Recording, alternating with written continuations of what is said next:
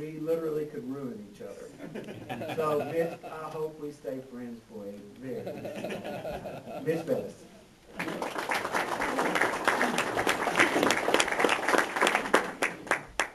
He forgot to tell you that I follow kind of the development of media in general over the last 10 to 15 years. You have seen dramatic shifts, changes, and the opportunities to consume information. Especially with the advent of the internet, we have an entirely new opportunity, a new set of rules, if you will, out there, new opportunities to communicate. And that's really changed the print media business. That's changed the radio business. That has changed the television business significantly. There have been a significant number of changes to the media business. And the kind of work that Mike's doing with his site, and the kind of, we were just talking a minute ago with Joe in Monticello, and some of these, there's a site in Hot Springs, and they're popping up in a variety of, not Hot Springs, but Hope that we were talking about. There are websites that are available now in a variety of communities that really balance different types of information that are out there, and they all provide an incredibly valuable role in educating the public.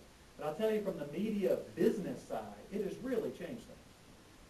And you hear that a lot if you watch mostly television. The TV talking heads are very fond of saying that the print media is dead. I don't know if you hear those stories, but the demise of the print business is often talked about, that newspapers are wasting away, or perhaps even the magazine business is wasting away. And that is true probably in some areas. Some larger communities in particular are having a real difficult time. Some very large newspapers have closed. The Rocky Mountain News closed. There's a variety of large newspapers who have closed or consolidated.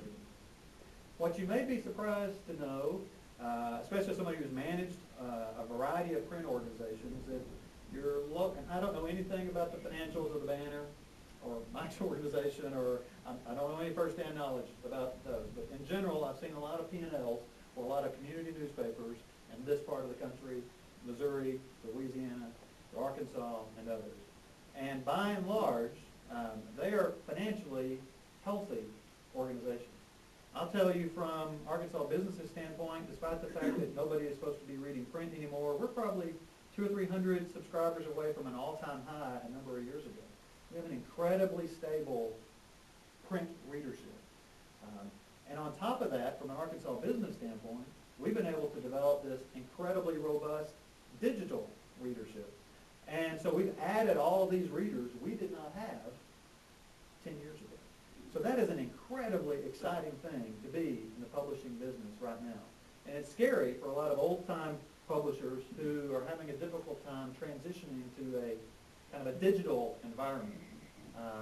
But I can say firsthand, I would suspect that the print media is going to live a very long time. I was telling this earlier, I think Trey and I were having this discussion, and I'll share this. This is probably speaking too much out of turn, but most of you are in business, own a business, manage a business, or are familiar with some financials within the organizations in which you work.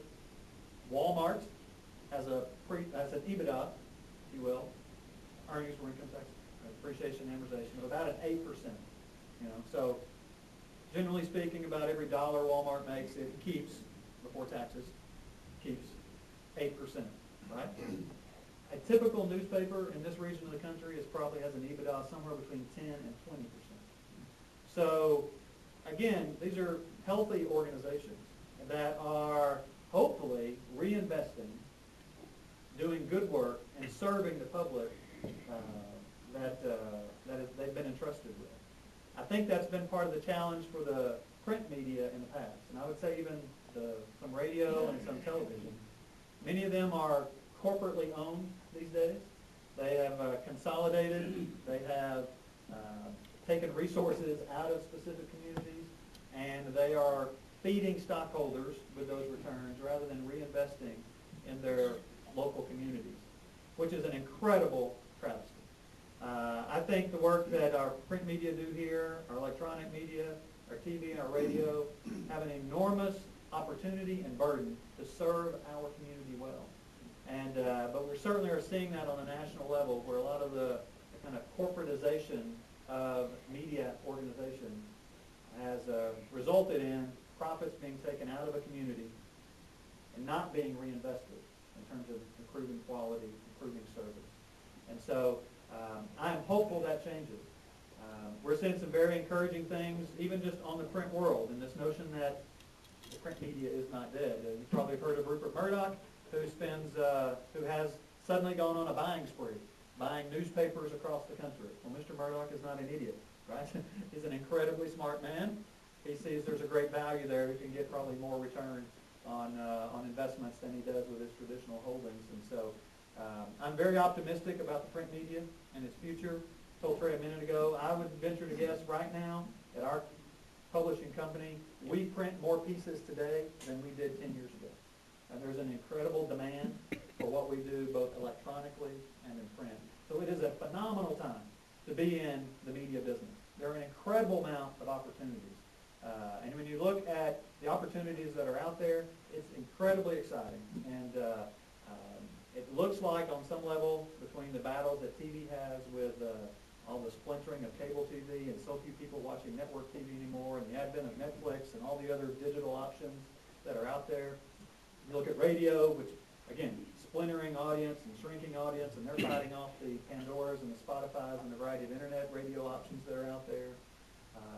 You look at the traditional old kind of newspaper media who are dealing with a variety of these entrepreneurial upstarts like Mike and others who are building great business models around an electronic format. And so it's an incredibly dynamic time to be in our business. And I love every bit of it.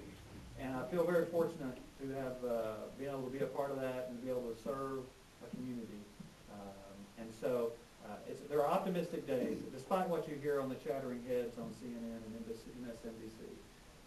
Lastly, unless you have a couple of questions, I did want to say that there are a lot of great things that we've been able to cover recently in Magnolia.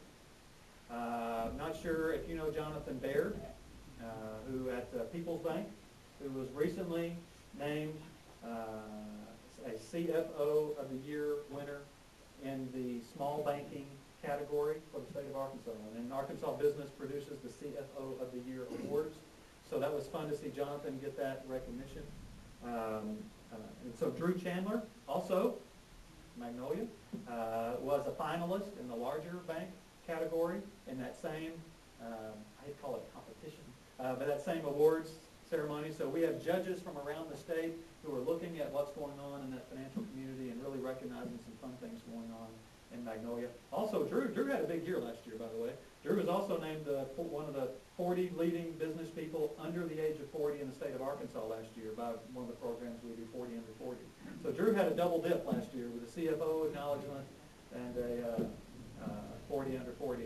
But if there are other exciting things going on in Magnolia, I hope you keep me updated. My contact information is in the magazine. I'd love to give you a card.